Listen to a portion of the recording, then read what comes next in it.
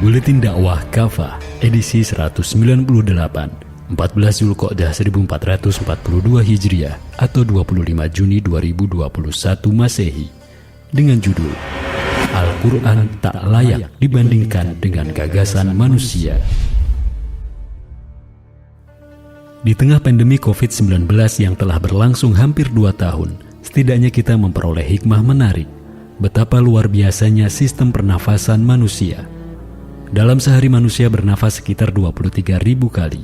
Udara yang kita hirup rata-rata 6,3 sampai 13 liter per menit. Berarti sekitar 492 sampai 1000 galon per hari. Dalam sistem ini terdapat organ penting yaitu paru-paru. Organ ini beroperasi sangat menakjubkan tanpa disadari oleh manusia. Semua dirancang dengan sangat detail dan teratur. Masya Allah. Allah lah yang menciptakan dan mengatur semua itu. Pantaskah manusia sombong? Pantaskah manusia jumawa? Merasa dirinya lebih hebat dari Allah SWT? Jawabannya tentu sangat tidak pantas. Allah SWT tak sekedar menciptakan manusia dengan seluruh sistemnya. Allah SWT pun menurunkan Al-Quran untuk menjadi pedoman dan petunjuk hidup manusia. Al-Quran adalah kalamullah, kitab suci yang merupakan firman Allah SWT. Dialah penguasa alam semesta, manusia dengan seluruh sistem anatomi dan fisiologisnya, dan kehidupan ini. Al-Quran bukan buatan manusia, baik Arab maupun non-Arab. Al-Quran juga bukan karangan Nabi Muhammad SAW. Al-Quran adalah firman Allah SWT yang diturunkan kepada Nabi Muhammad SAW melalui malaikat Jibril yang ditransfer dari generasi ke generasi secara mutawatir. Membaca Al-Quran adalah ibadah yang berpahala. Dalam konteks ini, layakkah Al-Quran yang merupakan firman Allah SWT dibandingkan dengan gagasan manusia? Layakkah Al-Quran yang berisi seperangkat aturan Allah SWT, pencipta manusia, dibandingkan dengan undang-undang buatan manusia yang merupakan ciptaannya? Jika Anda ditanya, pilih mana Al-Quran atau gagasan manusia, Anda pun terus didesak untuk harus memilih salah satu. Anda pilih yang mana? Muslim pasti pilih Al-Quran. Al-Quran adalah petunjuk bagi manusia yang terbebas dari kesalahan, kebatilan, dan kontradiksi. Semua isinya benar dan adil. Dalam Quran Surat Al-An'am ayat 115, Allah berfirman, "Telah sempurnalah kalimat Tuhanmu yaitu Al-Quran sebagai kalimat yang benar dan adil. Tidak ada yang dapat mengubah kalimat-kalimatnya. Dialah yang maha mendengar lagi maha tahu." Qatadah mengatakan, maksudnya benar dalam ucapannya dan adil dalam semua keputusannya. Selalu benar dalam pemberitaan dan adil dalam tuntutan. Setiap yang Allah SWT beritakan adalah benar. Tiada keraguan dan kebimbangan padanya. Semua yang Allah SWT perintahkan adalah adil. Tiada keadilan selain keadilannya.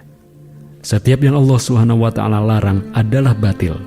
Sungguh tidak sekali-kali Allah SWT melarang, melainkan karena adanya mafsadat atau kerusakan pada yang Dia larang.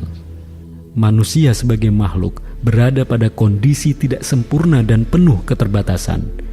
Sehebat-hebatnya manusia dengan akal dan pikirannya, hasilnya tetap terbatas.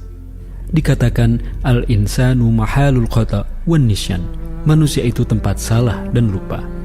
Siapa saja yang meyakini dan mengamalkan Al-Quran, dia berada di jalan yang lurus, mendapatkan pahala, ridho, dan surganya. Sebaliknya, siapapun yang mengingkari Al-Quran berarti kafir. Yang berpaling dari Al-Quran tersesat. Yang mengabaikan Al-Quran mendapatkan dosa, murka, dan neraka. Itulah Al-Quran dalam akidah dan keyakinan Islam. Jadi kalau ada orang mukmin ditanya, pilih mana Al-Quran atau gagasan manusia? Jawabannya tegas. Pilih Al-Quran. Respon yang tegas menunjukkan keyakinan Islam yang kuat dan lurus. Jika ada yang menyatakan respon tegas ini dimaknai kaku, intoleran, dan radikal, maka ada persoalan pada mindset orang yang membuat pernyataan tersebut. Ketika sikap tegas lebih memilih Al-Quran dianggap sebagai indikator radikalisme, sementara radikalisme dianggap sebagai sesuatu yang buruk dan membahayakan, itu berarti menuduh Al-Quran sebagai sesuatu yang buruk dan membahayakan. Hal demikian dapat dimaknai penistaan terhadap Al-Quran. Wa iyadzubillah, sungguh sangat disesalkan. Bagaimana bisa ada orang yang mengaku beragama Islam namun justru menistakan kitab sucinya sendiri? Al-Quran, petunjuk yang sempurna. Pernahkah Anda berjalan di lorong yang gelap gulita? Pastinya Anda tidak akan mampu melihat arah lorong tersebut. Tidak nyaman dan Anda pun ragu-ragu dalam melangkah. Bagaimana rasanya bila kemudian tiba-tiba ada cahaya yang menerangi lorong tersebut? Tentu Anda akan merasa bahagia dan lega karena petunjuk arahnya jadi jelas dan Anda pun yakin dalam melangkah. Demikian pula dalam hidup, saat Anda menjalani hidup di dunia tanpa petunjuk, maka gelaplah kehidupan. Sebaliknya, saat petunjuk tersebut jelas, maka jelaslah kehidupan. Al-Quran adalah petunjuk yang menerangi kehidupan yang gelap gulita. Siapa saja yang mengabaikan Al-Quran akan terjerumus ke dalam jurang kegelapan dosa. Siapa saja yang berpegang teguh pada Al-Quran, maka ia akan selalu diliputi cahaya petunjuk dan tidak akan tersesat selamanya. Rasulullah SAW pernah bersabda, "Aku telah meninggalkan untuk kalian dua perkara. Kalian tidak akan tersesat selamanya selama berpegang dengan keduanya, yaitu kitabullah, Al-Quran, dan sunnahku." Hadis riwayat Al-Hakim. Al-Quran adalah petunjuk bagi manusia dalam semua aspek kehidupan. Dalam Quran Surat An-Nahl ayat 89, Allah berfirman, "Kami telah menurunkan kepadamu Alkitab atau Al-Quran untuk menjelaskan segala sesuatu serta petunjuk, rahmat dan kabar gembira bagi orang-orang yang berserah diri." Faktanya, Al-Quran tidak hanya menjelaskan perkara akidah, ibadah, hukum makanan, pakaian, dan akhlak. Di dalam Al-Quran pun terdapat ayat-ayat yang menerangkan tentang kepemimpinan dan pemerintahan, serta di dalam Al-Quran pun terdapat ayat-ayat yang menerangkan tentang kepemimpinan dan pemerintahan beserta hukum yang wajib diterapkan dalam kehidupan. Juga tentang jihad, harta rampasan perang, sanksi bagi pencuri, pezina, dan lain-lain. Lebih jelas lagi, dalam kitab-kitab fikih dibahas mulai bab toharoh, muamalah, maliyah, hingga al-qadha atau peradilan, hudud dan jinayat, hingga masalah imamah atau khilafah. Semua itu menunjukkan bahwa Islam mengatur seluruh aspek kehidupan. Semuanya wajib diterapkan secara kafah. Tidak boleh diambil sebagian dan ditinggalkan sebagian. Tidak boleh pula mengingkari ayat Al-Quran karena bisa terjatuh pada kekufuran. Oleh karena itu, sekulerisme jelas bertentangan dengan Islam dan harus ditinggalkan. Sekularisme adalah paham yang memisahkan agama dari kehidupan. Dalam pandangan kaum sekuler, agama boleh ada namun tidak boleh mengatur kehidupan publik seperti negara, pemerintahan, ekonomi, pendidikan, sosial, budaya, keamanan, dan berbagai kehidupan lainnya. Agama dibatasi hanya untuk mengatur kehidupan privat seperti dalam masalah ibadah, moral, dan keluarga. Paham sekularisme inilah yang secara faktual berlangsung di negeri ini mulai rezim Orde Lama hingga sekarang. Bahkan kondisi saat ini lebih parah lagi karena yang berlaku adalah sekularisme radikal. Sekularisme radikal betul-betul mengkebiri Al-Quran. Syariah Islam dijauhkan sama sekali dalam pengaturan urusan publik di negeri ini.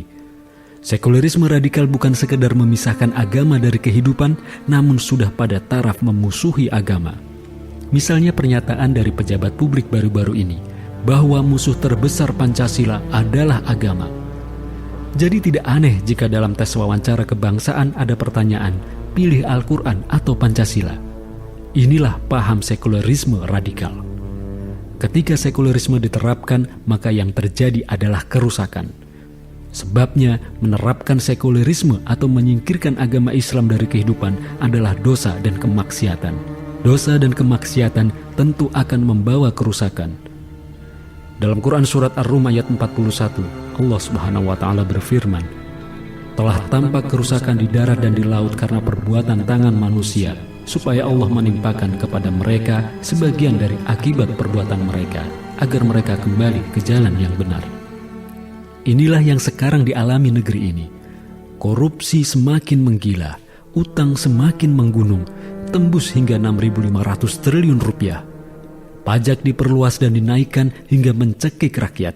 Sumber daya alam diprivatisasi dan banyak dikuasai asing. Jumlah rakyat miskin semakin banyak, belum lagi masalah kriminalitas yang semakin meningkat dan lain-lain. Khotimah.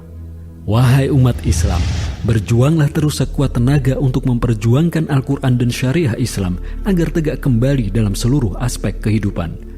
Tidak boleh mundur sejengkal pun walau apapun yang terjadi. Dengan perjuangan ini, semoga kita mendapatkan pertolongan Allah SWT. Allah SWT akan menolong hambanya jika mereka mau menolong agamanya. Dan semoga kita termasuk di dalamnya. Amin ya Rabbal Alamin.